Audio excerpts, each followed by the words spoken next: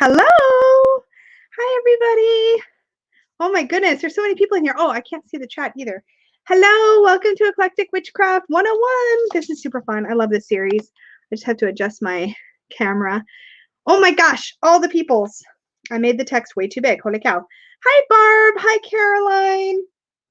Hi, Paperback Palacios, Moira, Elizabeth, long hair, skinny ad toe. I have to get caught. Jen, hello. Hi, Emmy, Cleo, Heidi. Okay, so I'm gonna get settled. How's everybody doing? Hi, Jackie K. Welcome to the live. I'm going to make sure all my chat is up. Everything looks good. How's everybody doing this midweek moment? I had, not that anybody asked, I'm going to share anyways. I had the worst night's sleep last night ever and woke up with a horrible headache, but it's easing off now, so that's good.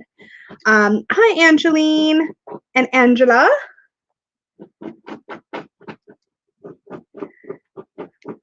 Oops. I just got myself a SodaStream soda so that I don't dry my mouth out during this week's episode. So we are going to be talking about sensing and working with energy. Hi, Marion. Trying to get fire going with wet kindling. Oh man, it's cold there, eh?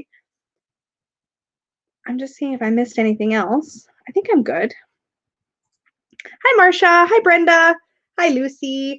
If you're buffering too much, sometimes you can turn the quality down. You might already know that, but there's a gear icon and you can reduce it to like 480p or 280 or whatever. Won't be as pretty, but it'll be hearable. I've done that before. Yeah. Did you see Bruno? Oh, Bruno's over on Peggy's lap at the moment. Oh, I hear Bruno. That was Shayla scratching. She likes to go behind the couch and make a little nest. That was my SodaStream. You making noise. That was me. Not beer, ginger ale, made myself with not made myself syrup. I want to make my own syrup though. Hi, Whale Song. So yeah, we're going to be talking about energy specifically today. So if you are new to Eclectic Witchcraft, this is a series where I share with you guys some of my personal experiences on specific topics around building an eclectic practice. But a lot of these videos, I'm hoping, or these live streams are going to be open discussion where people can share things that work for them or that don't work for them or what they think about the various topics. So our very first episode was called The Beginning. And that episode was all about sort of what is an eclectic witchcraft or witchy practice and what is the foundation of that. And we talked about getting an idea of what your why is, like what you want out of your spiritual practice or your witchy practice. We talked about sort of building an ethical foundation so that you know what your principles are, and that can help to frame what you do and don't want to experiment with as you go through or go forward trying or being exposed to different things. And then in our second episode, we spent time talking about resources. So I shared some of my favorite books. We now have a document that you can access that has lots of resources that I've contributed, and I've been slowly adding the resources other people have suggested in the comments of last week's video. Same goes for this week and as we move forward. If you think of a resource, a book, a website, or something that you think is useful to people around eclectic witchcraft, if you've got something you want to share, put it in the comments. I'll take a look at it, and then I'll probably just add it to the spreadsheet so that we can all access those resources. I want to try to keep them sort of easily accessible to everybody. So that link is down below if you want to take a peek. And yeah, so this week we're going to talk about energy. The idea throughout this series is that we're going to slowly build, starting from some real foundational concepts and then starting to branch out into different topics once we've sort of covered the bases. So this week we're going to talk about energy. Soon we're going to be talking about elements and sabbats and all that kind of stuff, but I want to go nice and slow, make it super beginner friendly. And also I think when we've been doing something for a long time, like for those of you that are already have very developed spiritual practices. Hi, Gina. Hi, Chanda. Hi, Lucy. Cleo. If I haven't said hi yet. Whale Song. If you've been doing this for a while, sometimes revisiting that stuff that you learned or that you were exposed to in the very beginning can really be helpful for kind of reinvigorating your practice or shaking it up, or remembering practices you used to enjoy but that kind of fell by the wayside. So whether you are brand new to witchcraft or a witchy practice, or whether you're coming at it as a seasoned adept, I'm hoping that there's going to be stuff here that we can enjoy and share with each other and learn and or contribute. And I just really enjoy the format of being able to like bounce things off of each other. So I guess the first thing I wanted to talk about, the reason I wanted to start with energy, and there's a whole other piece here around when we start to take energy and then try to manipulate it, which we're going to be talking about a little bit. But to me, energy is kind of at the foundation of anything you want to do magically, anything you want to do from a spellcraft position, anything you want to do from a ritual position. For me, it all begins with a basic experience and connection with energy. And so let's talk about, I guess, what energy is and how to look at it, because we're going to have, I heard once, this was actually a yoga teacher of mine who I really respect, who talks about, and if you know yoga, you know that world at all, it's Bernie Clark. And he used to talk about, and he still talks about, maps. And what he talks about maps is this idea that different people find different maps useful, and different maps are useful for different things. So for example, if you have a dog, then a map of all the local dog parks is going to be really useful and meaningful to you. But if what you really want to know is where the nearest coffee shops are in your neighborhood, then the map of dog parks is not so useful. And the person with the dog may not need the Starbucks or coffee shop map. They might need the dog park map, right? So the idea is that when we look at ways of looking at energy and different energy systems around the world, some of those maps for looking at energy and how energy works are going to resonate with you, and some may not. And so I find for my own practice that a great number of these different maps or ways of looking at energy overlap, and they work really well for me regardless. But some of you may find that one map works really well. I'm repeating myself, but I hope you get the concept, right? So when we're talking about energy, we can be talking about something that's measurable and scientific, such as the energy a plant needs to grow through photosynthesis, like sunshine. It takes sunshine and it contributes that sunshine through, I'm really bad at science, so but like that's a type of way of looking at energy, right? It's like there's actually measurable solar energy, that energy, or okay, for a solar panel, better, I can do this one. So solar energy comes down, is received or reflected by the panels and then converted into usable energy, right? We got doggos getting excited. But so that's one way to look at energy, is that sort of scientific measurable idea of energy. But around the world, there are different ways of looking at these. For example, yeah, food is energy, exactly. We know biologically that when we eat food, that food is broken down and like put into like the various places it's needed, right? We break down proteins, we break down that's where I'm done. I know proteins and like water is energy, exactly. And some of us, when we're trying to figure out what energy is and like what it means, we want to come at it from a more measurable scientific understanding. Some of us are going to get right into more of the woo side. A lot of different cultures look at natural energy is something that sort of connects us all, right? So we could see that some people might believe that plants have a certain energy that radiates off them. Some people might talk about rocks and crystals having an energy that radiates off of them.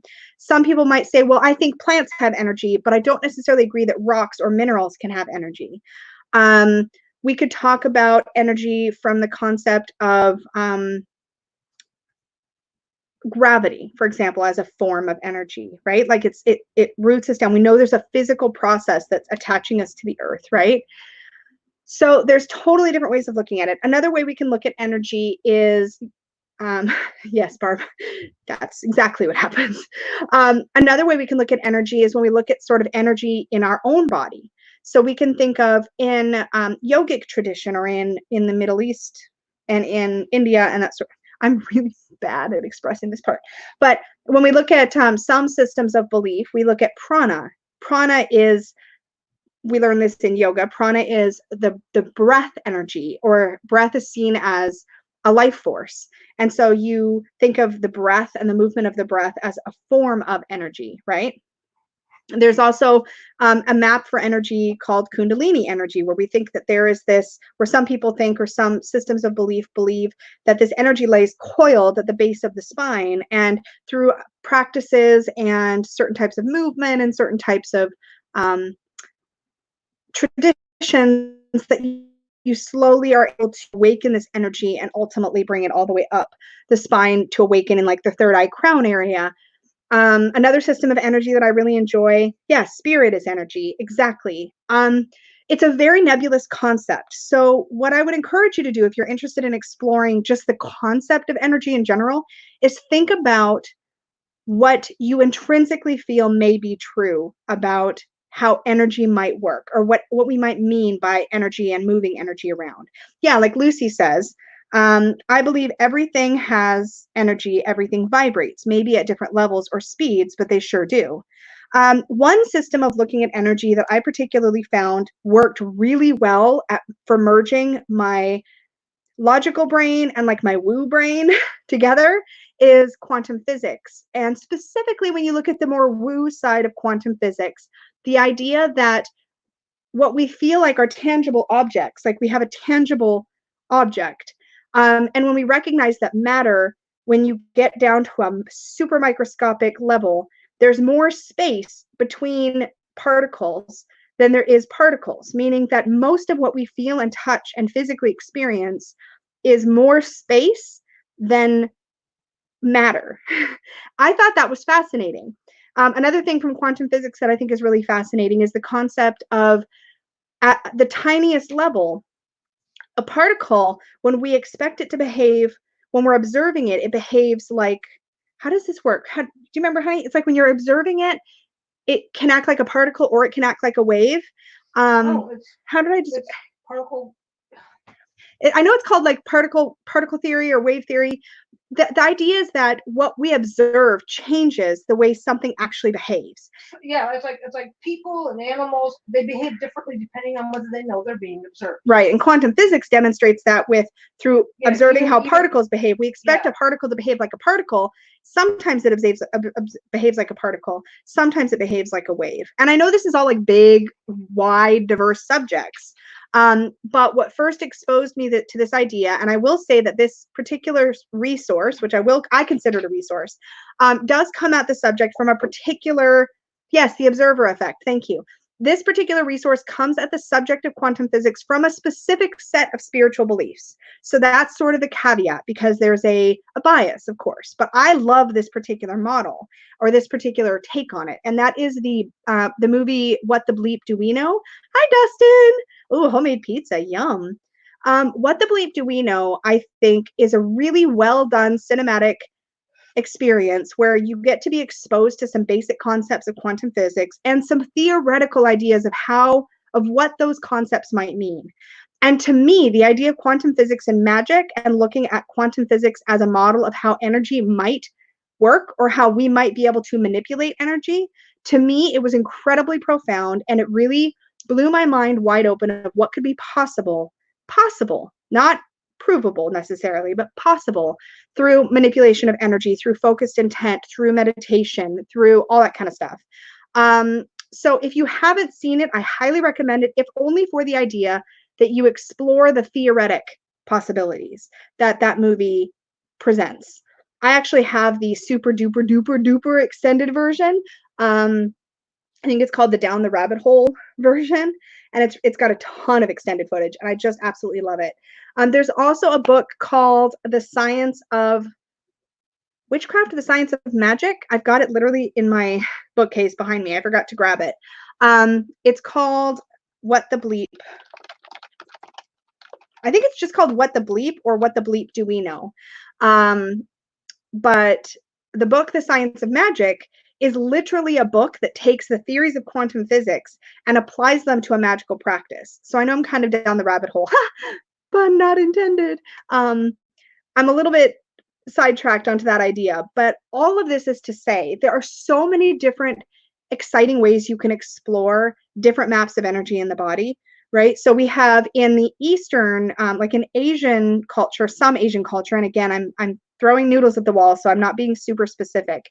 There's the concept of qi, right? We see qi being manipulated through practices like acupuncture, through practices like yin yoga. Oh, hun, you know what? I'm gonna grab it. I'm gonna grab it because I want to talk. I'm grabbing a book, and I was gonna try to get you to grab it for me, and then I was like, "There's no way." By the time I tell you where it is and how to get it, I could just get it. How come getting a book requires instructions on how to access it? That's what it's called, The Science of the Craft. Okay. So The Science of the Craft by William H. Keith. So this is what the cover looks like. The back says, "Can quantum physics prove what witches have always known?" Which is a very evocative title, if I do say so myself. So, oh, was there a link? I didn't see it.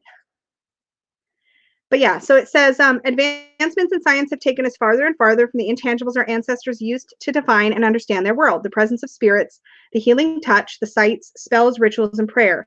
Science has attempted to draw a careful line between what can be proven and what cannot, and to divorce itself from the relationship to magic or faith. In an engaging and frank prose, Keith argues that magic is governed by laws similar to any other scientific discipline, laws that can be applied in everyday life.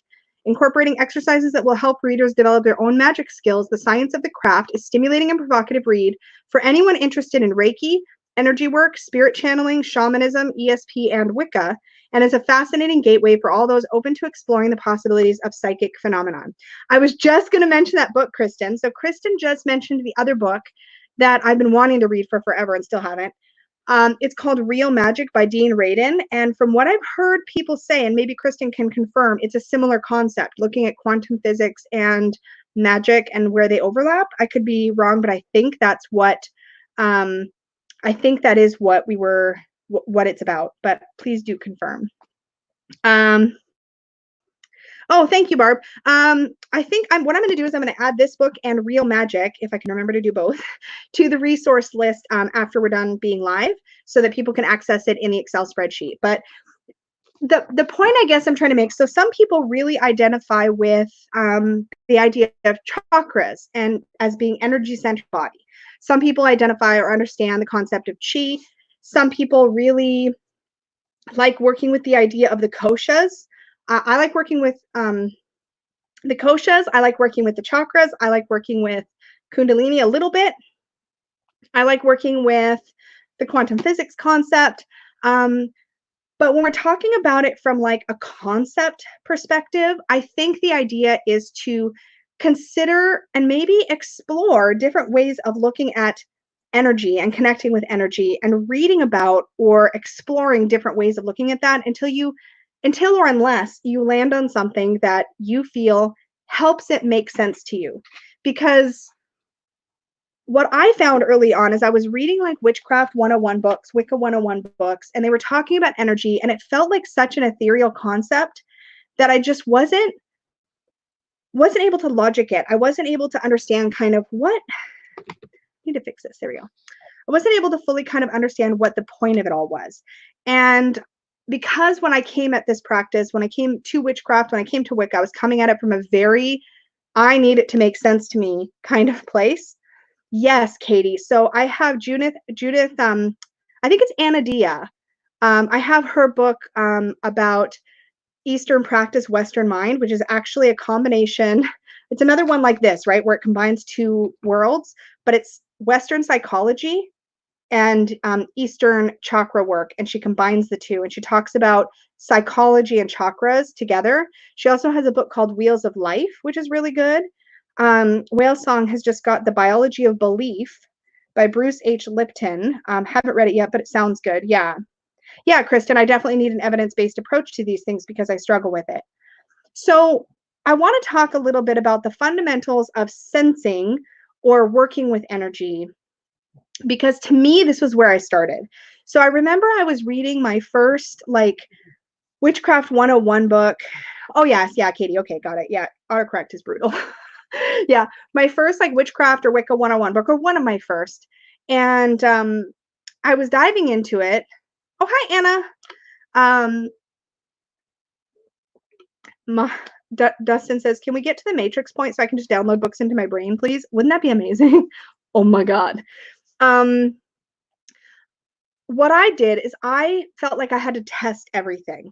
Now, I don't know what this was. I don't know if it's that because of my background in like Christianity and this idea that you should just accept stuff as fact, but I was very rebellious and I was like, I don't want to work with something that doesn't feel real to me, right? I want to work with something that feels tangible, that feels real, that I believe. And I think that's why I liked What the Belief so much, because it later years my experience with magic and with witchcraft. What I first did was I was reading a book and it was talking about how you can feel energy, and I was like, or that you can move energy with your intent, with your intention and with your focus. And I was like, I don't know if I buy this, right? So I asked my girlfriend at the time, who was not into any of this stuff. And theoretically, not theoretically, hindsight being 2020, I should have really,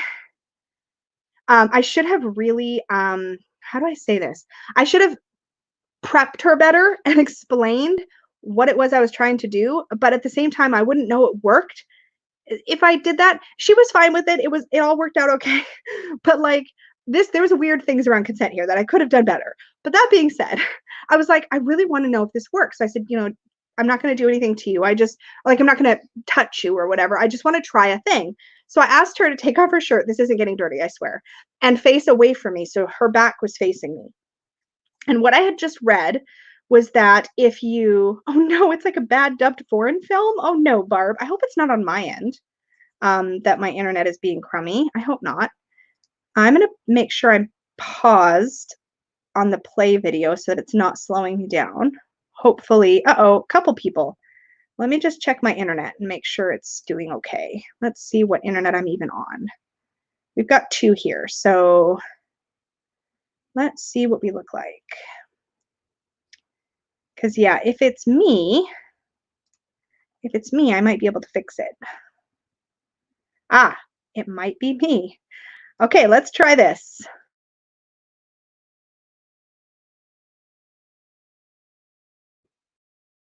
I'm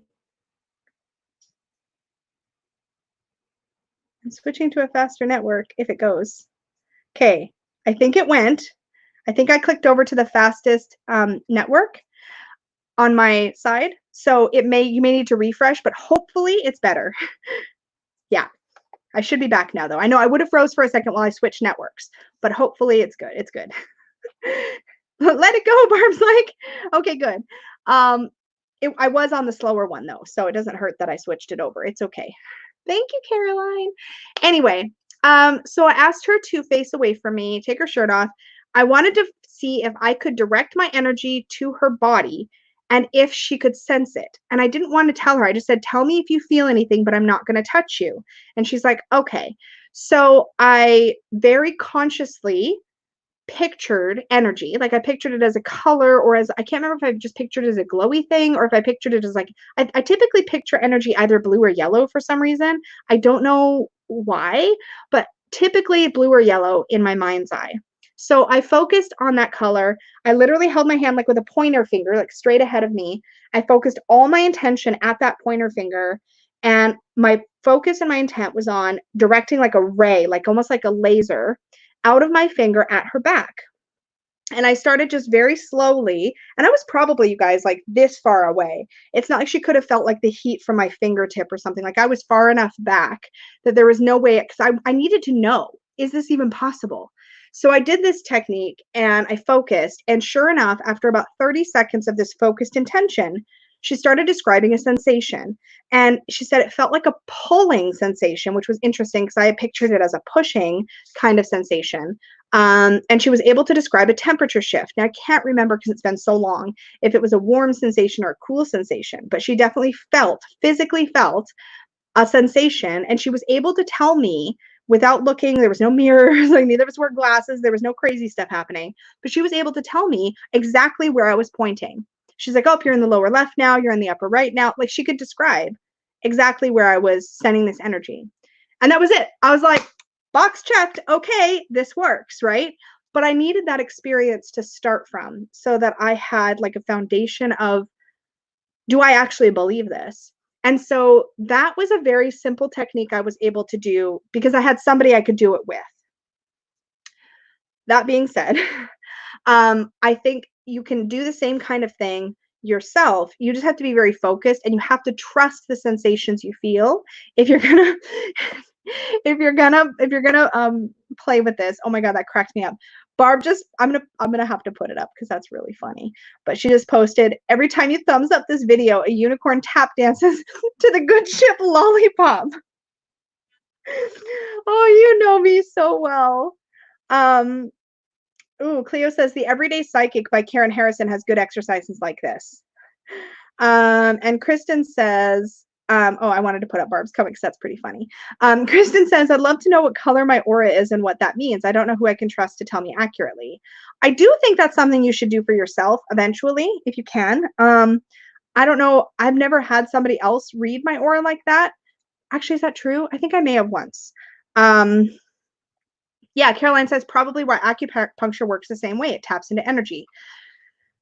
Before you get into, though, playing with energy, there's a couple foundational basic practices that I think you should learn, even if you don't yet fully understand why they're important. And we're going to talk about grounding and centering. So roughly, my understanding and belief about grounding is that grounding is about tapping into the energy around you in nature, which is essentially unlimited. So that when you're directing energy outward, you're not simply spending your energy. Thank you, Barb. Yes, please hold on to those book recommendations and add them after. Thank you, thank you, thank you. That's exactly right, because we will lose them in the chat. Not that you shouldn't mention them in the chat, but just save them also and post them after, please, so I can add them to the resource. Excuse me. So grounding is essentially, think of it like money. If you have 20 pennies, you're real broke. But if you have 20 pennies and you want to do 3 spells and each spell is going to cost you a penny, you now have 17 pennies. And then if you want to like go for a jog and you have to spend 10 pennies to do that, now you're real low on pennies, right? Now you've only got like, I have to math now. I don't want to math. 13, you've got 7 pennies left. So the idea of grounding is that you're basically, if you imagine yourself as a plug, right? Like on an appliance, you're plugging into the wall, right? Only that what you're doing is you're sending your plug into the earth. You're plugging into the earthly energy that surrounds us that is like measurably in the earth. In fact, there is actually, this is a whole nother, I'm going to tangent about grounding in a second because there's a whole bunch of technology where you can play with grounding in a real tangible, measurable way that I think is cool as hell. So don't let me forget. I will come back to the technologically fancy grounding, but regular grounding. The reason that's so important is because if you're going to do anything to send your energy out, you need to be constantly replenishing it, right? And one way of looking at this is that, let's say you were sending energy out of yourself like a fountain. That energy will eventually return back to the earth. It will go back in to be absorbed and redistributed. But if you're not tapped in, you're not going to pull fresh energy back up. So if you think about the energy that you put out into the world as like a fountain pouring out, that water is going to then land on the ground or in the pool and then be drawn back up so that you have more energy to spend. So the idea of grounding is being plugged in, is being able to pull that energy up to constantly and consistently replenish what you put out. And magically, it's really important to do that. If you've ever, a good example of how we're affected by a depletion of energy in physically tangible ways might be, have you ever gotten like really upset at somebody or like really angry and you've expended all this energy outward, but you've done nothing to replenish yourself and then you're just super exhausted? Think about that, but think about if you were a battery and you were just putting that energy out and you're not recharging, you're not plugging back in, you're not getting anything back up. So ideally, when you're doing conscious magical work of any kind or conscious ritual work, any kind, you want to be plugged in. Interestingly, the exact same principles of grounding, hi V, the exact same principles of grounding to plug in so that you can do magical work, you can also use to replenish yourself like in general. Yes, Caroline, like the magician, as above and so below energy. Exactly. A car without an alternator. Exactly. It's only going to run so long, right? Because it's not going to be able to recharge itself. Once you learn a basic grounding technique, if you practice it regularly, you will find that if you're feeling energetically depleted, you can actually use it instead of coffee. Not that I fully recommend, because I do love my coffee. But you can use it to replenish yourself. You can use this technique for regular mundane life crap. You can use it because you've just had an argument and you're feeling really depleted. You can use it because you've had a really intense day at work and you're feeling depleted. You can tap in anytime. It's just that it's extra important to tap in if you're going to consciously and intentionally send your energy away from you. Whether that energy is to cast a circle, which we'll cover in a future episode, whether that energy is to send healing to somebody who needs it, which we'll cover in another episode, right? The idea is that everything begins with what you're going to, how you're going to focus your intention and put your energy into something. If you're doing sympathetic magic, you're pouring your energy into an item that's going to hold a purpose or an intent for you. If you're even doing tarot readings, I have to ground before I do client readings. I have to ground so that I can do ritual. I ground because I need to sleep and I'm really wired. And if I ground, that will balance my energy out, because this also works. And this is the other interesting thing. I've been talking a lot about you need to ground and plug in so you can pull energy up, but you also need to ground excess energy out. So sometimes when you do magical work, or when you get really worked up about something, or when you've just taken in a whole bunch of information, too much news, that could be really relatable lately. Grounding helps you bleed off the extra energy. Essentially, grounding lets you restore balance to your energetic system, right? So now that we have a general idea, hopefully, of what grounding is for, I'd like to talk about a couple ways we can actually ground. So does anybody have any questions before I get into methods of why grounding is important, or what I mean when I say grounding, or anything like that? Because I'm about to talk about some methods, and some are super simple, some are more involved. Yeah, Katie said, I need this so I can actually exercise after work. Yes, exactly, because you're so depleted, you have nothing left, right? Hysteric Blue says, I needed this today. Kristen says, rest my throat, like talk less. Sure, that can be part of it. Yeah. Okay. So I'm going to tell you the first way I learned to ground, because it was powerful and it worked for me, and versions of it have stayed with me my whole life. So the first is a basic tree meditation. Now this can be super simple, or it can be really elaborate, depending on how visual of a person you are. If you're not very visual, then keep with a very simple version of this. And if you're super visual, dress it up as much as you want. So for me, the first thing to do is make sure that whether I'm standing, Amachizusotu, I cannot say her name, I'm so sorry. If you want to type it out phonetically at some point, if you feel like doing that, I would love that, because I'd love to be able to say it right. I feel like the second part is Kagetsu or Kagetsu. Amajisuto Kagetsu is my closest attempt. Says, when I try to ground, I don't feel any energy. Am I doing something wrong? Not necessarily. I don't always sense it that way, because I'm most likely to sense energy or feel energy when I'm incredibly, okay, Ame? Or is it aim? Ame? Paige says, Psychic Witch, a metaphysical guide to meditation, magic, and manifestation, May Oren. Thank you for that. Can you hold on to that and post it in the comments too? That would be amazing. That sounds really good. Hi, Jen. Hi, all, loving this chat. Just been listening and lurking. Oh, that's awesome. Welcome. So, okay, so simple meditation. I'm going to try to, Amy, that's how you say it. Amy Jisuto. Oh, I can I just call you Amy? I see what you're saying. I think I see what you're saying. Nice. Amy. So simple meditation. I know I keep distracting myself. That's me. Okay. First things first, physically notice what part of your body is currently touching the floor. That's where you start. If you're sitting, and if you're not on the floor, here's a good example. I'm sitting cross-legged because that's how I always sit. I sit cross-legged, so no part of my body is touching the floor. So instead of floor, think about what part of your body is touching the surface beneath you. So if you're sitting on a couch, you're sitting on your bed, notice the parts of your physical body that are in connection with that surface beneath you. So for me, I feel the outsides of my thighs because I'm sitting cross-legged. I feel the outside of my right foot and the outside of my left foot. Right? I feel my hips and my butt are in connection with the surface beneath me. My lower back is actually in connection with the back of the couch, but I'm focusing on those lower surfaces, right? So my butt, my thighs, maybe some of the outsides of my knees. These areas are in contact with the surface beneath me. And the very first thing, oh, hi, Horror Beauty FX. The very first thing I do is I feel those places of connection as much as I possibly can. So I really focus on the sensation of my body touching the floor or my body touching the couch. If you're sitting and just your feet on the floor, then you're focusing on the sensation of your feet against the floor, right? Hi, Tamara. You guys are all welcome to lurk. I love my lurkers. I think you guys are great. So whatever part of your body is touching the floor, feel that as intensely as you can feel it.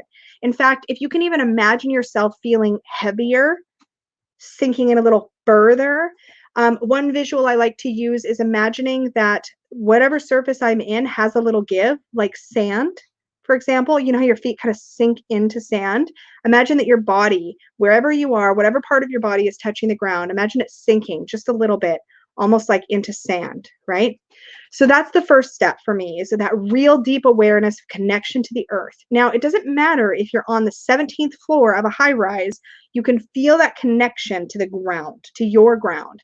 Your ground might be a couch. Your ground might be a meditation cushion, and you might be way far away from the physical earth. You can still feel that sensation. Once you feel that sensation, what I like to do next is visualize roots. Roots kind of coming out of all those places of connection and just burrowing deeper and deeper and deeper into the earth, feeling that sense of heaviness, of rootedness, and of connection. And in fact, I can feel, even as I'm describing it, I can feel the way my voice slows down a little bit. You know, I literally am feeling myself physically ground, which is something I probably could do before my videos, but I never do, which probably shows. So experiment with the sensation of feeling that connection to ground, feeling that connection to whatever's beneath you, and then visualizing those roots going deeper and deeper. Now, I used to regularly do this on second, third, fifth floor, whatever. And what I'm on the third floor right now. And I would literally, because my brain needs this, your brain might not need this, but my brain needs me to visualize those roots kind of going down the side of the building, going down all the way to the actual earth, and then burrowing into the earth, because I need that mental image of connection to earth to help me. You might not need that. Just the imagining of roots going down beneath you into the floor might be all you need. For me, I feel like I need to imagine those roots going all the way down, right? Don't worry, Gina, I have a grounding solution that has nothing to do with visualization in a moment. So I like to imagine roots going down. The next thing I like to do once I feel really stable about this idea, oh my God, Barb. Barb likes watching my videos sped up, like listening to an adorable chipmunk. I talk so fast. Anyway, once I feel really established with this feeling, because I do try to focus on the feeling. What does it feel like to feel heavy? What does it feel like to feel connected to the earth?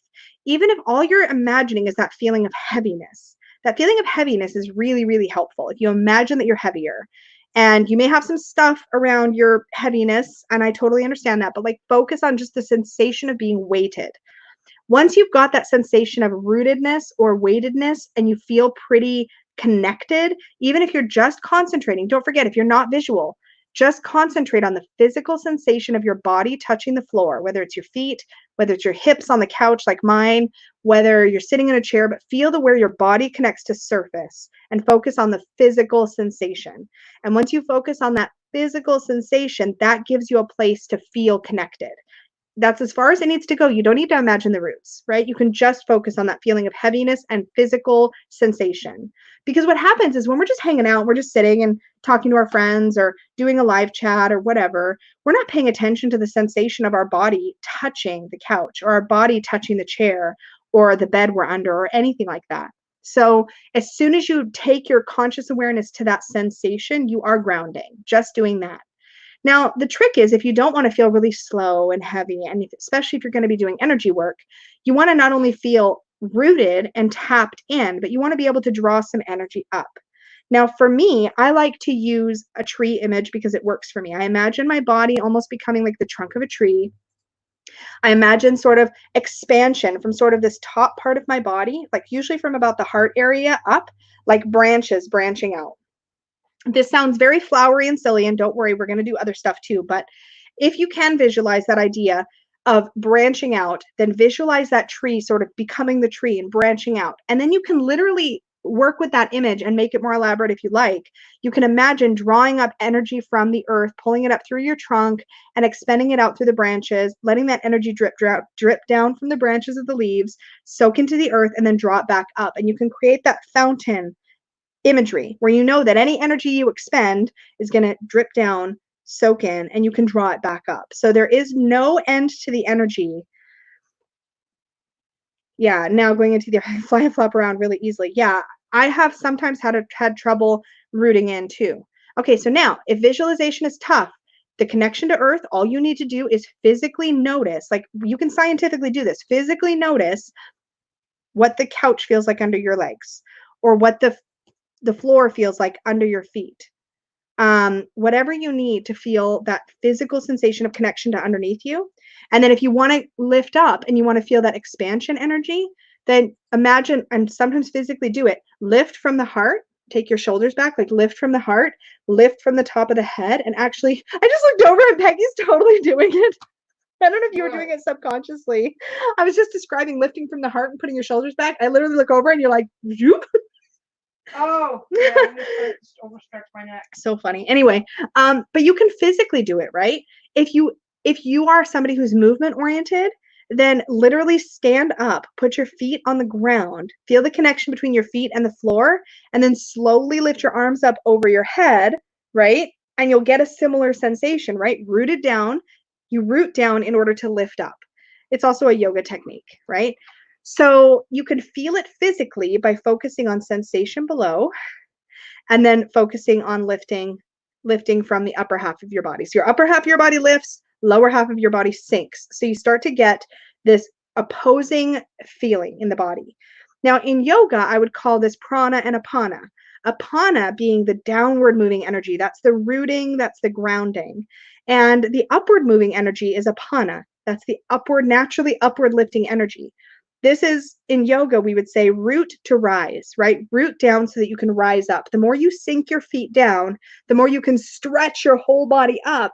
And it's this idea of lengthening the whole body. And that's a physical thing you can play with. It doesn't have to be a visualization thing, right? Yeah. So from as complicated of a tree visualization as you want to do to as simple of a physical focus as you want to do, either is okay. So Whale Song says busy, tired, and it's just very strange. That's fair.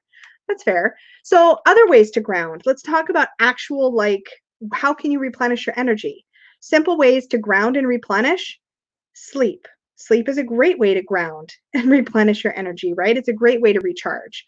Another great way to recharge is to eat something. So when I do magical work, if I do ritual work, anything like that, I will always have a small snack, whether it's crackers or a piece of bread. I usually tend to pick something that's sort of wheat based because that's my go-to, or a piece of fruit, but fruit sometimes feels too high vibe. I don't know how else to say it. So I usually go for something bread based or pasta based or something like that, but usually something small. Sometimes a cookie will work. But I like to go cracker, bread, muffin, something like that. And as soon as I finish my ritual, I'll eat something to replenish, to energetically bring the energy level down, or to physically rather bring the energy level down. And let's take a little sidestep for a second. So grounding is a physical thing that happens. If you look at a plug, I was literally going to unplug something so I could show you, but I don't have anything I can unplug besides like my computer. Actually, yeah, I'm going to unplug my computer. I'm on battery. It's fine. I'm on a laptop. Hold on. I'm going to show you this because this actually is relevant. My computer's going to ding. It's going to be like, what are you doing? Why are you unplugging me? So when you look at a power plug, these two prongs here are for connecting to energy, or for drawing energy in. These two with the little holes on the sides, this is a US plug. I don't know if that's going to throw people off. I don't know anything about the European ones. I'm sorry. This third prong, which not all electronics have, but this third prong is the grounding prong, right? So it literally connects to a grounding connection in the wall. This is measurable, right? In fact, there's a company that sells products that have a plug that's just this part to literally plug into your ground on the wall socket. You can actually use a tool to measure, to make sure it's a grounding part of the socket. And you can buy these devices. Peggy and I had some for quite a while, and it was the most miraculous thing. Yeah, alternate current and grounding. Thank you, Whale Song. You can plug into the ground on your wall, and this is great if you're up on a top floor, and you can get these mats, and you can literally put your feet on these mats, and it has been measured to be the same effect as walking barefoot on the ground. There is actually a process by which, I'm really bad at the science, I think it's like neutralizes ions, or there's like negative ions or something that go through the body. They're free radicals or something. Somebody who knows better about the science, please feel free to chime in if you know what I'm trying to say. But She has a point. It's interesting. yeah, when we first bought these grounding mats, I first experienced them in a yoga teacher training, actually. And I got to try them, and they're sometimes used for people for pain. It isn't considered alternative, so fair warning, but it's called earthing or grounding. And some people will get this sensation by walking barefoot outside, right? Because you actually have, there's an electrical process that happens in the body, right? Where you do physically ground. That's a physical thing that can happen. These grounding or earthing mats, as they're called, let you have that same thing from I was going to say from upstairs, but from distant, right? Like you plug in, and if you're too high up, they actually have things so that you can make sure you can still get measurable grounding effect. Like extenders or something, I forget what they're called. At any rate, we got some, we tried them. And the coolest thing to me was, you know how when you go outside with your pets and they just want to lay on the grass? When we very first time plugged a grounding mat, so it was about the size of like a pillowcase, right? When we plugged that grounding cord in and we put the mat down, my dog, Shayla, immediately came over and laid on it. And anytime I plugged it in, she was right there to lay on it. So she could definitely physically sense whatever that sensation was that she, it's very, very, very subtle.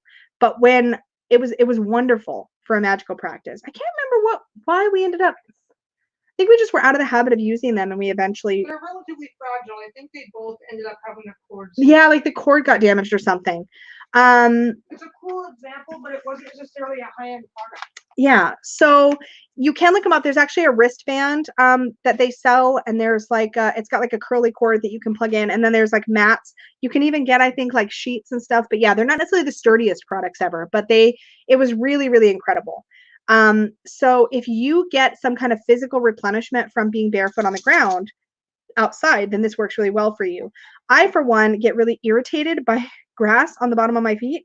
So I have a hard time with grass grounding, like with my bare feet. It still feels nice sometimes, but like it sometimes is more irritating than helpful. Oh, thank you, Whale Song. We use grounding mats and grounding pads in surgery for both patients and surgical team. Thank you. Yes. And they're also used within the world of electronics. They'll use grounding pads for anybody doing electronic work to ground the static electricity to prevent shorts on the electronics, the sensitive electronics that they're working on. So a lot of times they're sold as they can be big mats that go across tabletops. They're mats that people stand on. All of this whole big sidetrack to say, grounding is a measurable, like scientific concept, right? There is a thing that happens when we ground. Now we're trying with energetic work to connect to the energy, to connect to grounding energy with intention. I think weighted blankets are very grounding.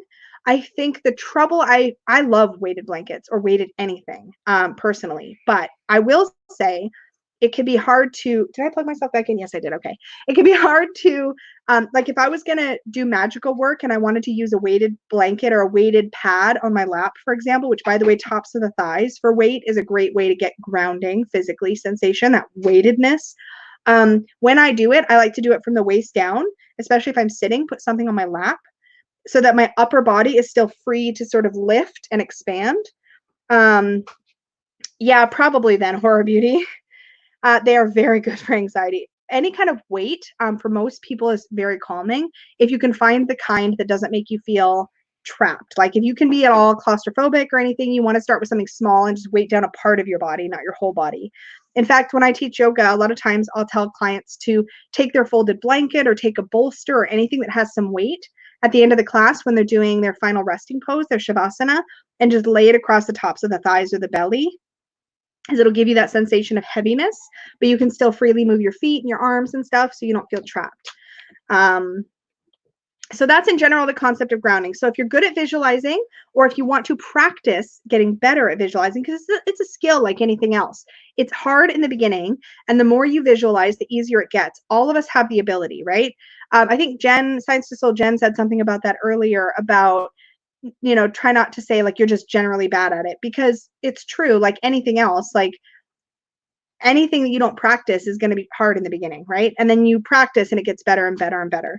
That said, I also think some of us do better with focusing on a physical sensation than on an image. And if a physical sensation is good for you, then yes, feel the sensation of your body on the floor or on your chair or on your couch or whatever, or focus. Some people find it easiest to ground if their feet, the bottoms of their feet are physically touching the floor. That might be a thing, right? But if that sensation helps you to feel connected to ground, you will get a benefit, even if you don't feel any kind of energetic or visual rooted connection to the ground, right? You can still focus on the physical sensation of that weight, right?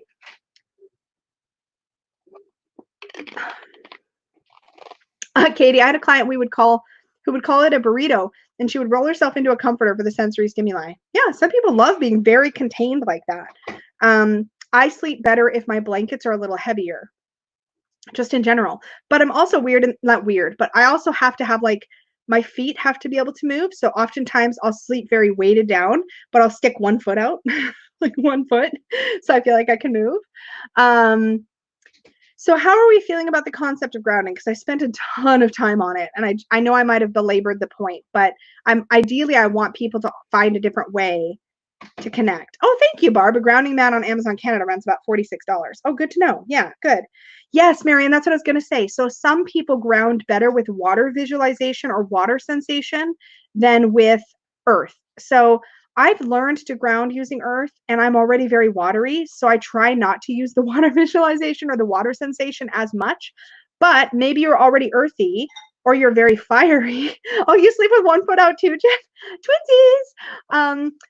Maybe you're already very fiery or very watery, or I mean very fiery or very earthy, and you want to connect to water as a way to ground, then yeah, showers are a really good visual, because you can literally see the water going down the drain. If you're under the shower, right, you can feel the water go down the drain. So you can imagine that as the water goes down the drain, that's all your excess energy, the energy you don't need. And then the energy coming from the water coming from the shower head is replenishing, right? So you're draining off excess and you're replenishing. You're draining off excess and you're replenishing. And you can do that by standing in the shower. You can also do the same thing by just visualizing a fountain. Remember how I talked about a fountain earlier? I like the tree version of that, but you might find it easier to literally visualize yourself as a fountain, or standing in the center of a fountain, right? Where your excess energy is coming up and out and falling back down, and then you're drawing it back up, or you're drawing extra energy back up to find that beautiful balance where you're not spending too much and you're not taking too much. Yeah, crystals and stones are an excellent way to ground. So I like septarian nodule for grounding. I love hematite or any other really heavy crystal.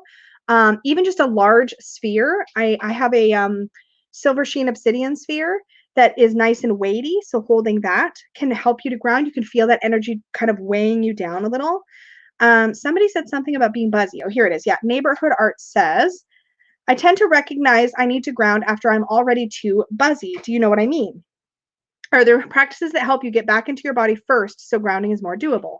Yes. So when I said feel your physical body connecting to the floor, no matter where you are, no matter what you're doing, you could be standing, sitting, lying down. It does not matter. You could be in a car.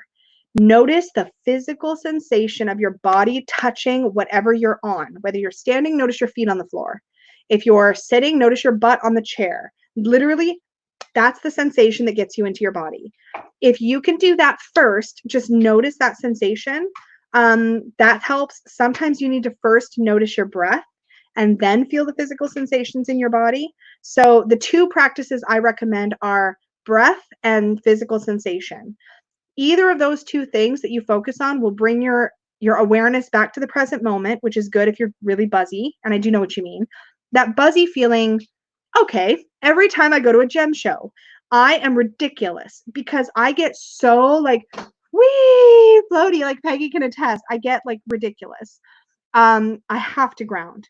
I have to ground. And usually I have to eat. Eating can also help. Um, yeah, Gina. So I actually I have lots of feelings about yoga nidra because I have taught a lot of yoga nidra, practiced a lot of yoga nidra, and I've taught yoga teachers to teach yoga nidra.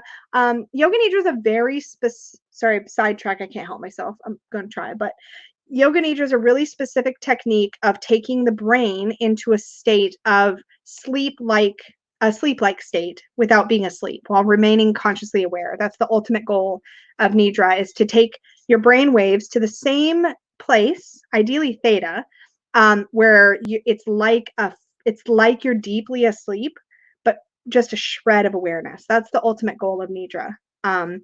But yeah, yoga nidra is incredibly replenishing. It is incredibly replenishing. In fact, if I had to pick just one practice to replenish myself, that would probably be the one. The only issue with yoga nidra for me is that I feel like it does take a lot of time to do. I think I'm going to sound judgy. In my personal experience, to do it properly takes a lot of time. So sometimes it's not practical, but I love it. It's my favorite. It feels so good. So yeah, you can definitely ground with crystals. Sorry, just to bring it back. You can definitely ground with crystals. I've spent a lot of time talking about grounding. I feel like we need to move on. But does everybody kind of feel I'm not gonna. Does everybody feel like you have at least one method of grounding you think you could try, whether it's eating, visualizing, feeling the body, concentrating on the breath, picturing yourself literally as this is the other thing. Your visualizations do not have to look like naturey. Some of us love naturey visualizations. Your visualization might be literally picturing, I'm not kidding, this actually works for some people, picturing that you are almost like a robot. You open a compartment, you whip out your power cord, and you plug your power cord into the wall or into the ground. Literally, that is a really, really good visualization for some people. So it doesn't have to be all like naturey and that's nice for a lot of us. But for some of us, we need something that's like quick and efficient and helps us understand what we're doing. So if for you, the visualization is picturing an electronic plug from your body into the earth, go with that. Because if it works, perfect. Cleo's, oh, we're talking about carbs, eating carbs to ground. That's my preferred eating version. Yeah, Kristen, you might actually find that one a lot more accessible because we see plugs all day long. We plug things in constantly. So it's a very accessible image, especially if you don't get a lot of time to be out in nature. Instantly conjuring a tree might be tricky. Now, I freaking love trees. I specifically love willow trees. So my grounding tree often looks like a willow, right? I dig my branches down. I've got these beautiful flowing, my roots down. Excuse me, I burped because I'm drinking ginger ale. And then I bring up like branches from my willow, and this is what I mean. You can be elaborate or you can be quick, efficient, and just use a visual that works for you. Scent. Yes, scent can be a good way to ground. Some people, scents are amazing triggers for the brain, right? If you've got a scent that helps you feel connected to a visual or helps you feel connected to the sensation of being really connected to earth. Ooh, Deb, yeah, cedar trees are nice and they're local to us, which is amazing. So yeah, grounding. Heidi's like, I'm gonna ground myself right now with a hazelnut Snickers then. And I'm sorry, can we just stop this entire conversation and talk about hazelnut Snickers? Because I'm in Canada. I've never seen one of those, and hazelnuts are basically my favorite Nutella junkie here. So like, what? I would like one of those. That being said, I actually can't ground with chocolate. In fact, my inability to come down with candy, chocolate, sweets, etc., well, anything too sweet, is so intense that if I have chocolate or something too sweet before I need to go to bed, I legitimately can't sleep. I can't sleep. I need to not. Whale song. This is such a good one. One of my standbys is picturing how our heart pumps. I'm going to put this up. The electrical path, the 4 chambers working together, blood flow to the lungs and back through the entire body. That's super powerful. If you are familiar and comfortable with the idea of human anatomy, you can use that visual. That's perfect. So yeah, we've been on for an hour and we've covered grounding, which, as you guys said, it is extremely important because before you start moving energy around and playing with energy, you need to know how to replenish that energy or connect to the earth so you can draw more energy up. So is there any other questions about grounding before we move on to basic ways to sense and work with energy? Because that's what's next.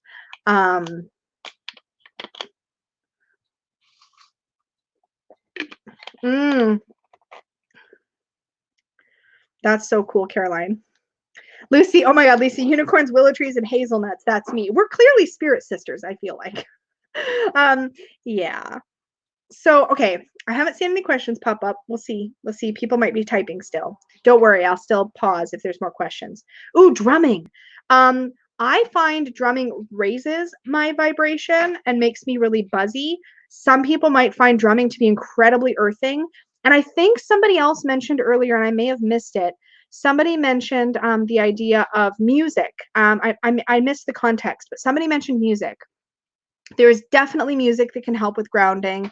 And I'll repeat the recommendation from last week or the week before when we were, I think it was when we were talking actually about spirit guides. The topic of nature space or other sort of ambient nature sound apps that you can put on headphones and actually hear immersive sound, like you're in a forest or like you're at the side of a brook or you're at a waterfall or it's raining. Those kinds of things can be wonderful for boosting visualization because we are often very responsive to sound. Deep bass, so really deep bass drumming can really help in the right context for me, but drumming often raises my vibration. I have a hard time helping it. I can feel it deep in my root chakra and still get buzzy. It's hard to describe. Ooh, didgeridoo. Yeah, I could see that being very like low. It's hard to describe, but low. If you already do chakra work, then really what you're doing with grounding is you're focusing on intensifying the sensation in your root chakra, right? And then drawing that energy up through all the chakras and bringing it out the crown. So if you happen to already work with chakras, that's essentially what grounding is. Rooting out through the root chakra. It's called the root chakra. Makes sense, right? Bringing that energy up through all your other chakras, right? In like a flowing sort of, maybe opening them along the way. This is a whole other tangent we could go down. And then out the crown chakra. Oh, there's a really cool sensing energy guided meditation on the Inside app. Great tip. Yeah. Gabrielle Roth is great for grounding. I don't know Gabrielle Roth. Is that like a musician? Should I know who that is? Am I going to be really embarrassed? Oh, good. Yeah. Thank you for the tip. Yeah. Jen says YouTube has a lot of nature sound videos with beautiful visuals to match. There's one that I'm subscribed to called Mystical Forest or it might even be called Mystical Forest ASMR or Mystical Magical Forest or something, but they do big long videos that are very immersive sound. So sounds like we're good on grounding. Basically, sensation of sensing energy. For me, it needs to be physical first. Once you work with energy for a while, at least my experience, let me put it back into me terms. Once I worked with energy for a while, it could be less physical and more, I could actually tap into the sensation without needing to do something to get it going physically. But in the beginning, this is the technique I learned. It's super simple. You bring your hands together and you just start rubbing them. This is going to create a physical sensation, right? So then you can work on it. But you can take this as just what it is. You can just, yeah, Miracle Forest. Exactly, Barb. That's the channel I was thinking of. So if you just rub, that's it. You're just rubbing. And your hands are going to get warm. That's just friction, right? Like this is scientifically explainable. Nothing major happening there. But if while you do this exercise, right, you actually focus on the intention of wanting to sense and feel energy, when you're ready, and you can do this you can also clap your hands like a lot to get the same kind of thing. But I like this. And I try not to go too crazy with it so it's not so intense. And then when you're ready, you just close your eyes and you pause. You feel the sensation in your hands. And then you start to pull your hands apart very slowly. And you just see if you can feel that tingling sensation between your hands. And then you just pull your hands a little further apart. See if you can still sense it. And then a little further apart. And as you take your hands further apart, just imagine that there were like little, like almost like strands of energy between your hands, right? Like you're just kind of like, almost like you're pulling taffy very slowly.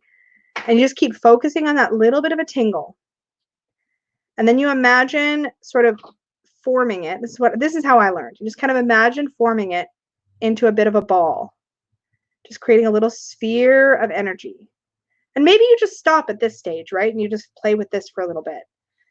What I find is, even though I stopped rubbing my hands a while ago, and I have to keep my eyes closed for this, sorry, but like, even though I stopped rubbing my hands a while ago, my hands are getting hotter when they should theoretically and scientifically, they should be cooling, right? They should be cooling, but they're getting hotter. Now, I typically sense energy as either a sensation of coolness or hotness, but usually it's warm. For me, energy is almost always warm. And so I just kind of keep playing with it and forming it. And that's it. That's all I do in the beginning when I'm trying to work with and feel and sense energy. And I might condense it down into like a compact little ball, right? Now I'm kind of consciously letting it dissipate. But closing your eyes, starting with a physical sensation, right? Starting with a physical sensation, playing with that, and then noticing as you're focusing your intent on sensing that energy, can you feel your hands either heating up or cooling, like getting almost like icy cool, like not uncomfortable, but like, can you feel a pulling? Can you feel a cooling? You're starting with a sensation you're creating, right? I'm not pretending it's something it's not. You're starting with a sensation you create. And then you're using that physical sensation to start to sense the energy between your hands. Now, traditional thinking is that your dominant hand is typically the hand that sends energy outward, right? That you project energy with, that you direct energy with. So when I did that technique with my ex-girlfriend, I was pointing a finger with my dominant hand, my right hand, okay? The left hand for me, because that's my non-dominant hand, if you're left-handed, this is reversed, right? With my non-dominant hand, I would pull energy in. So when I would work in group work, if you are blessed enough to have people that you can work with back and forth, you can literally focus, stand up, like face each other with your hands like this. You're focusing, directing energy out of your right hand into their receiving left hand, right? And then they're sending energy back from their right hand into your left hand. So you can circulate the energy between you two. And if you do this with some focus and some intention, you can start to, not always, I'm not going to say everybody's going to have the same experience because that's just not fair. But for a lot of people, and not everybody, you'll be able to start to sense it, either as a pulling, a heat, or a cooling. You can also do hand to hand this way if you're in a circle of people and start to feel that energy. But it really starts with, for me, start with a physical sensation and then start to actually feel and work with it. When you get comfortable with the idea of feeling and working with it in your own body, again, this is why it's important to ground. When you're just using it with yourself, it's not a big deal, right? But if once you start to like put it into things, send it out to do things like energy work, healing work, that kind of thing, you really need to know how to replenish that energy as you go. But once you're comfortable sort of playing with that, then the other thing you can play with is other things that you know have energy. Okay, so if you believe plants have energy, I do. If you believe plants have energy, you can do this with a house plant. My recommendation is that you make sure to ground energy back into the house plant when you're done, so you don't kill your house plants. This may be superstitious, or it may be real science. I could not prove one way or the other, but I have this feeling that if I'm going to hover my hands over a plant so I can sense its energy, I'm actually kind of pulling that energy out or away from it. I want to make sure that when I'm done, I put my hands on that pot or around that plant and I visualize putting that energy back, because I don't want to take energy away, right? Marion says it's a bit like striking a match to get a flame, question mark. Yeah, so when you're doing this sensation to get a physical sensation going and then pulling your hands away and using your intention to connect to that sensation, the idea, that's exactly what it is, right? You're using a catalyst to tune in to the connection. You're not saying that the friction sensation is the energy. You're saying, I'm going to use this so I can focus on this part of my body and ideally start to feel something else. When I know it's working is when my hands over time get hotter in the palms, or I start to feel tingling around the palms. When it should be dissipating, it increases. And that's how I know I'm working with energy and not just feeling the sensations from having rubbed my hands together. Does that make sense? So that was the very first technique that I ever learned. Katie says, sometimes when I do massage, the Reiki turns on and it's crazy when the other person notices. Emma, you have killed some houseplants that way? Okay, good. It's not just me. Oh, good. Yeah, your hands get buzzy. Yeah, Cleo, my hands get buzzy. the more often you do little exercises like this, the more I believe, and this is, you need to decide how you feel about this stuff as you experiment, as you explore. What I believe does not have to be what you believe, and vice versa, right? You may start trying to work with energy work in this way, and you may never get anything from it that feels beneficial to you. And then I would encourage you to not do it just because you think you should. Barb, I'm wondering if that's why all my plants died. Well, were you sucking their energy all the time and not putting any back? Because maybe. So I would encourage you to say that if this is something you get a result from, okay, if you do this the first time and you feel a little something, do it more and more and more, because I believe you're basically turning up your sensitivity with repetition. You're teaching yourself how to notice that sensation. And it's really amazing over time, having done this stuff for so many years. Now it's like I'm cuddling with Peggy, and like if she touches like my arm, sometimes I can feel not just the heat of her hand, but I can actually tune into that energetic sensation. It's hard to describe, but you build that ability to tune in over time. So it's just like teaching yourself to visualize, right? Katie says, sometimes I hold stones and they get so buzzy. Yeah. And Deb says it's a fine tuning process. Painted Out Deb says it's a fine tuning process. Yeah, exactly. Not on purpose. Normally my plant thrives. Yeah. So, okay, if you've been really, really depleted, for example, energetically or emotionally, and you've got lots of houseplants around, there is a chance that you're unconsciously sort of drawing that energy. Yeah, Katie, I was actually going to say that's a really important point. If you catch yourself, it's tricky when you do any kind of energy healing or energy work. She says, I also always ask for consent in energy work. This is personally, and again, you need to define for yourself what your ethics are going to be. I'm not going to sit here and say what's 100% correct. In general, my ethical foundation says that anything I do to or for somebody else needs their permission, even something innocuous like healing. Yeah, Barb says, I've been emotionally depleted for over a year. It's really no different. Like, we've all had people in our lives that we could potentially, when we hear the term energy vampire, we've all had people in our lives that we could consider might have been energy vampires. Most people aren't doing that on purpose. Like, most people, whether they're a little bit on the needy side, I've been that needy person for sure. Yes, you have. You pipe down. Anyway, peanut gallery aside, some of us are needy. Sometimes we are just going through stuff and we don't realize that what we've been doing is sort of unconsciously pulling from around ourselves, whether that's other people, whether that's the plants in our space. And the best thing you can do if you're feeling depleted is learn grounding practices, not only for your own health and well-being, right? But for the health and well-being of everything around you, everything and everyone around you, right? In theory, plants that are outside, it's no big, right? Because they're already rooted into the outside ground. The trick is when you're dealing with indoor plants that are potted, because they don't have direct access to that universal energy that's in the earth, right? They've got what's in the dirt, they've got what they pull from the environment around them, and they naturally ground, right? It's not usually a big deal. It's only if, like, I think, again, this is personal belief only, it's like kind of only if Barb says security to the peanut gallery. Oh my God, yes, boot her out of that peanut gallery. What? Anyway, hi, Practically Mystic. Peanut gallery is making a quilt for a giveaway. Oh, peanut gallery is making a quilt for a giveaway. I guess we should be nice. You still want me? Yeah, no, you be good. I win. Emmy in the Moon Chariot says, I was a bad child. I'd conjure up energy and throw it at people when I was bored in line at the grocery store with my mother. I'd play with plants' energy, tap into others' feelings. I mean, when you're a child, you don't know those boundaries, right? Like, so I don't think that makes you a bad child. I think it means you were incredibly in tune and sensitive.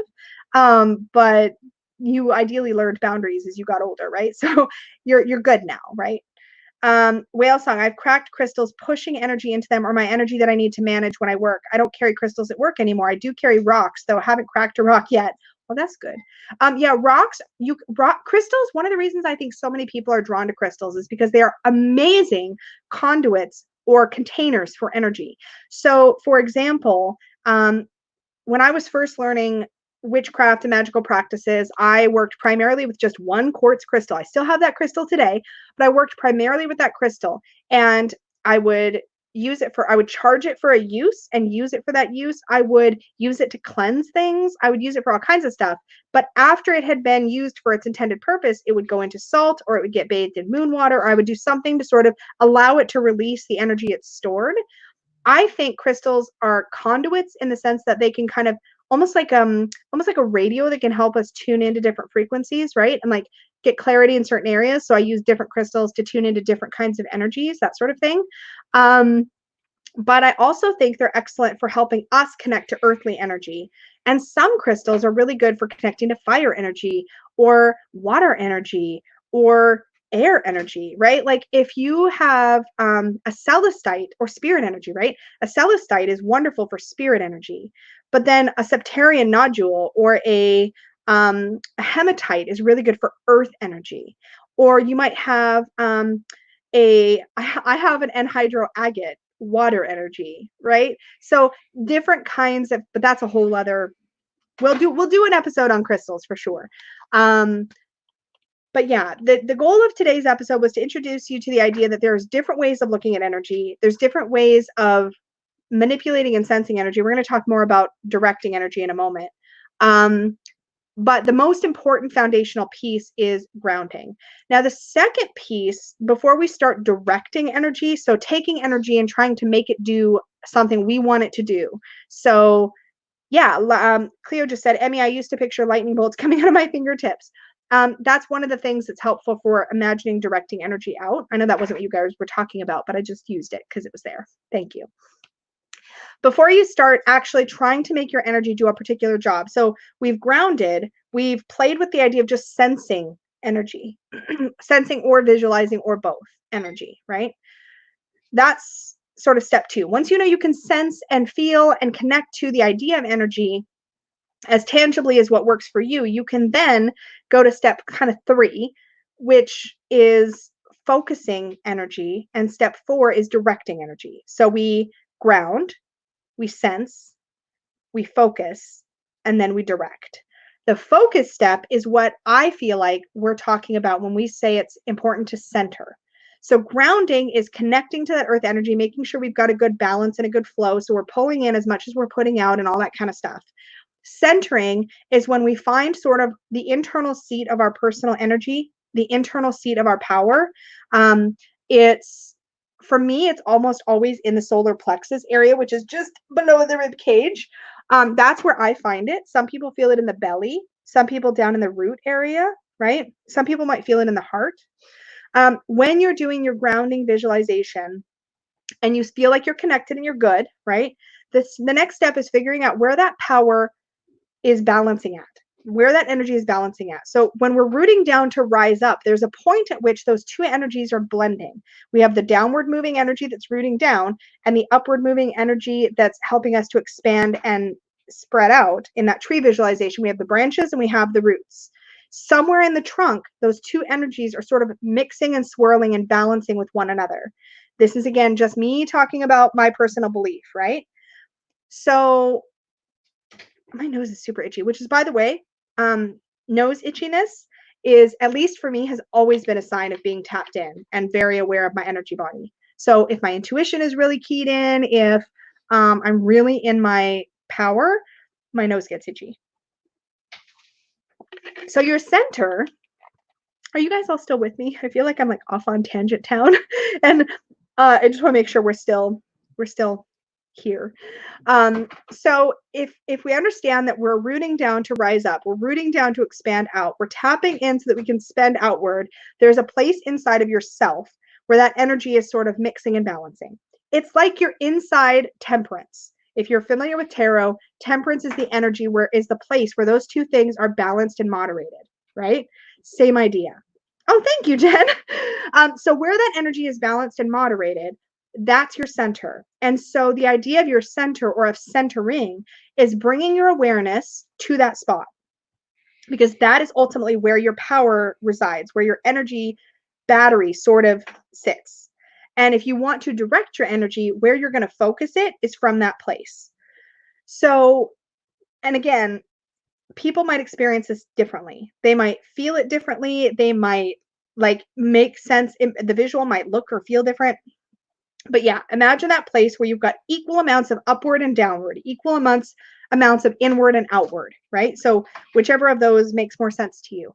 From that place, you're going to focus on your intention. So first you bring your attention to the center.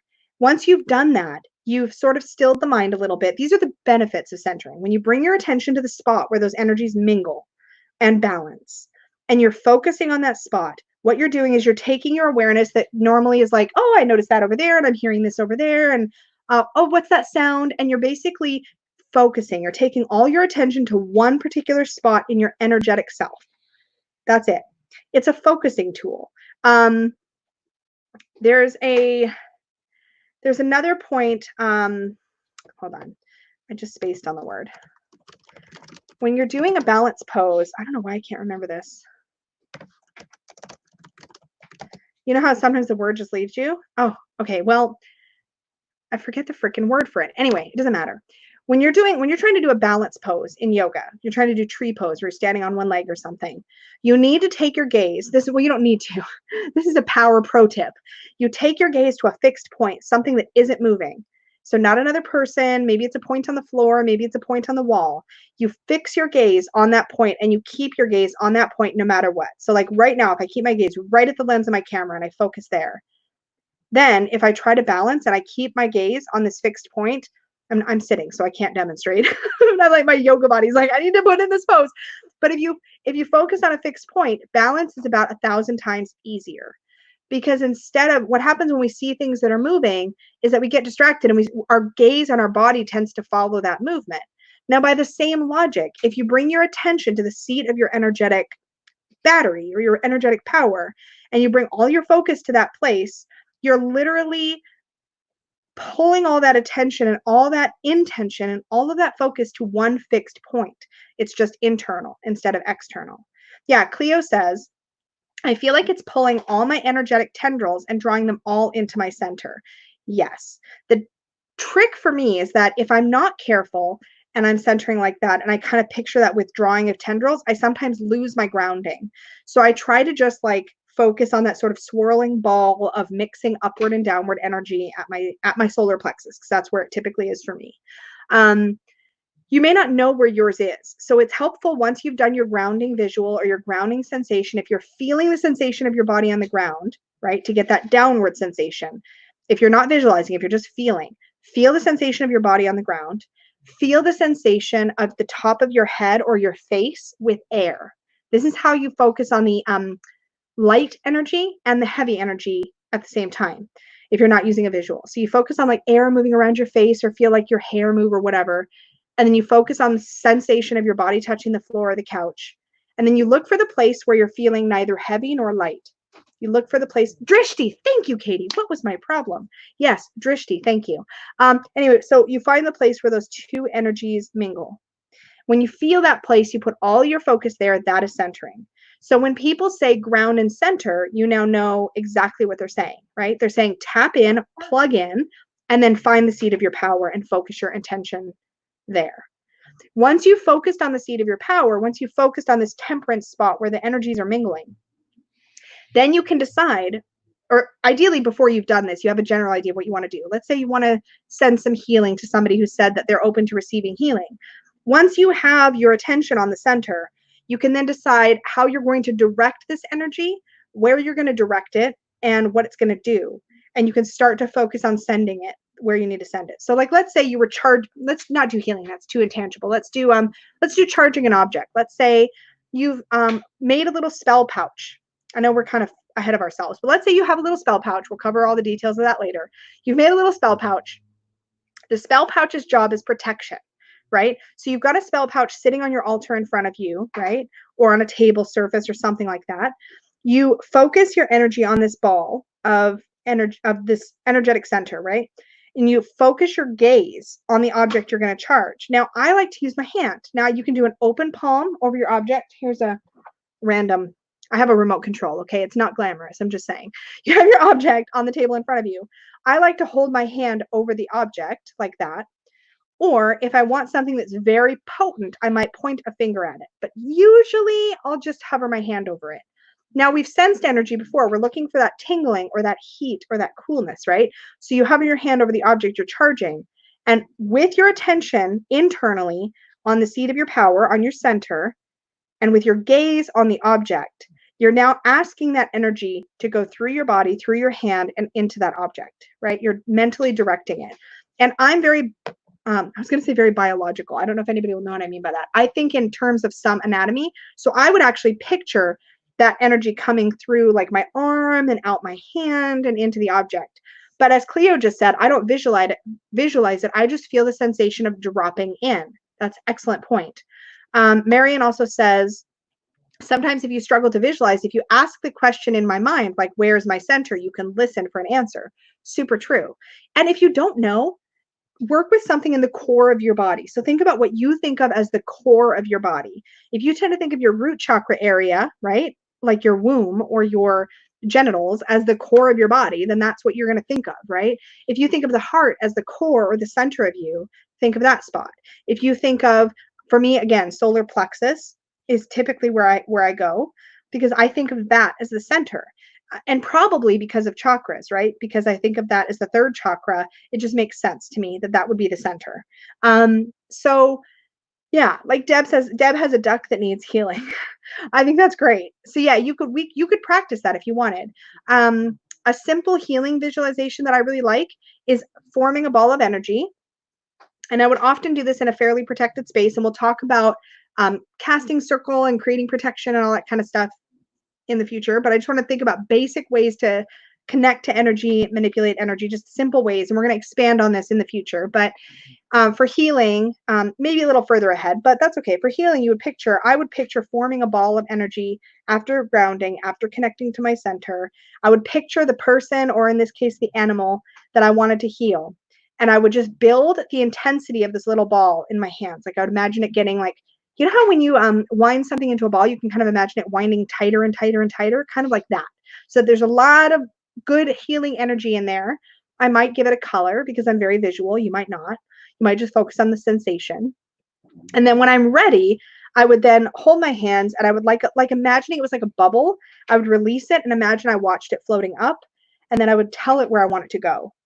And I would picture it getting to the person or the animal that I wanted it to help.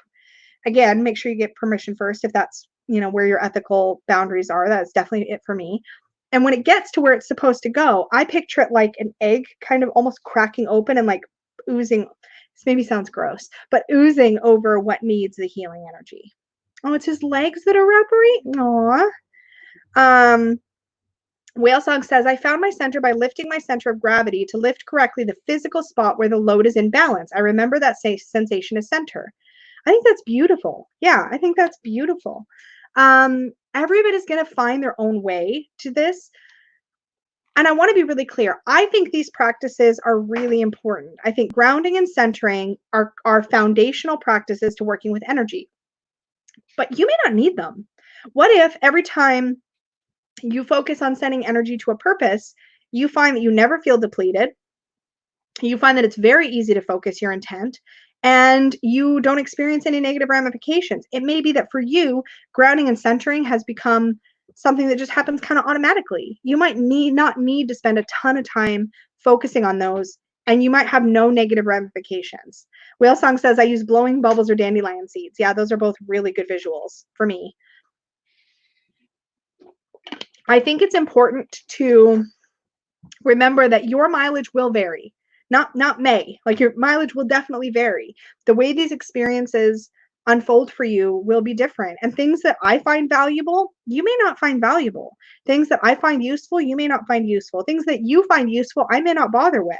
And I think that's really, really important. Yeah, Angela says, I have a really hard time focusing unless I've had caffeine to help me keep up with my brain, or a lot of chamomile to chill out. Yeah, like ideally, when we're talking about eclectic witchcraft, when we're talking about an eclectic practice, what we're really saying is experiment until you find your way. This was the way that I found based on the things that I learned from others growing up in the witchy world, and the things I tried and the things that worked for me and the things that I really felt and experienced. Oh, I hope that does help, Deb. Mm. I just want to reiterate over and over again that I get really passionate about this stuff because these are things that I've experienced and how I've experienced them, but everybody's different. And nowadays, when I need to ground and center, I can do it in like 10 seconds because it's very much like, oh, okay, root in, yep, lift up, okay, where's my center? Okay, I'm good, right? Like it can be that quick and that simple. And which types of work I feel like I need, say, a protective circle around me for, and which stuff I don't. Which stuff I feel like I need to build a lot of energy before I send it, and which stuff I feel like I can just send. I mentioned before that I keep a extra star card on my desk at work, and I use that as a focal point for sending healing when people need healing. And they've asked for it, or I've offered and they've said yes, kind of thing. I use that as a focal point, and it's a meditation because I feel like the star card has a lot of healing energy in it. Barb says, I can't focus much these days. For instance, I heard blowing bubbles, and all I could think of was some people make bubbles in the bathtub. It's true. And the other thing is that I think it's important to remember that energy work, this is somewhat of a dogmatic way to look at energy work, right? This is the method that I learned. You ground, you center, you focus, you direct, all of that kind of thing. That's the method that I learned. But that doesn't mean it's the only method or the only effective method. There's a lot of different methods. There's also we're not even going to get into ways to raise energy. We're going to do that later because there are so many ways you can raise energy that you can then use to spend out for purposes, right? There's a ton of that. And some of those come from all kinds of different practices. So just remember that there's no one right way. There's no specific, like, prescribed thing you must do. Any advice I give here is just like, this is the stuff that worked for me, and this is some things you can try and possibly have access to a similar experience, right? But with that said, oh, hello, Kay. That's okay. So oh, you can't focus long enough to read a book. It's been very frustrating. You probably do need to find a way to tap in, to plug in, and to ground. Something that's going to work for you. It could be making sure that you are eating enough. It could also be the types of food that you eat, just to see if you can find something that helps you feel more weighted and more connected. Some people, for example, feel more replenishment when they get more produce in their system, whereas some people feel more connected and replenished when they get those carbs going. Yeah, so it might be important to see what you can do to replenish, because if you're having a hard time focusing, chances are your energy is kind of like been spending, but not being replenished. That's what's true for me. I don't know if that's true for you, but for me, grounding would help a lot. Yeah, Kristen says unplug from social media. Yeah, social media can be a huge depletion of energy. Right, yeah, especially right now, Peggy said. Yeah, very true. So we are at about an hour and 35 minutes. So I do want to wrap this one up. I know some of you just got here, but please do watch it back. If you have mentioned books that have been helpful to you, please put them in the comments after the video is processed. You may not be able to leave comments for a little while YouTube does its like processing thing, but please do leave it in the comments after. I hope your dog feels better, Deb. I feel like I've got an email from you I haven't like looked at yet. I'm a little bit behind on some things today. Okay, says hi. Hi, Kay. Thank you, Heidi. Yeah, Peggy says hi to everybody. Thank you guys so much for hanging out. If you have comments, feedback, tips, suggestions for other people, please leave them in the comments below. If you have questions about anything I've said today about energy, connecting, grounding, centering, tapping in, visualizing, ways, methods, etc., any questions at all, leave them in the comments below. If I don't get to it, somebody else probably will. So let's collectively continue the conversation and help each other to get all the good stuff that they need. But thank you so much. I haven't fully decided on next week's topic, but it's very likely to be the elements. Another sort of foundational thing. Same day, same time next week. So 5:30 Pacific time next Wednesday. I'll probably put the scheduled event up a day or two ahead of time. And remember, you can watch this back if you joined us late. It's been we've been going through a lot of stuff. I've been talking like the whole time, so there's lots of content to rewatch if you came in at the end. But yeah, please continue the conversation in the comments below. Remember to like this video, please. Kay said that if you don't, a unicorn steps on a gnome, and nobody wants that.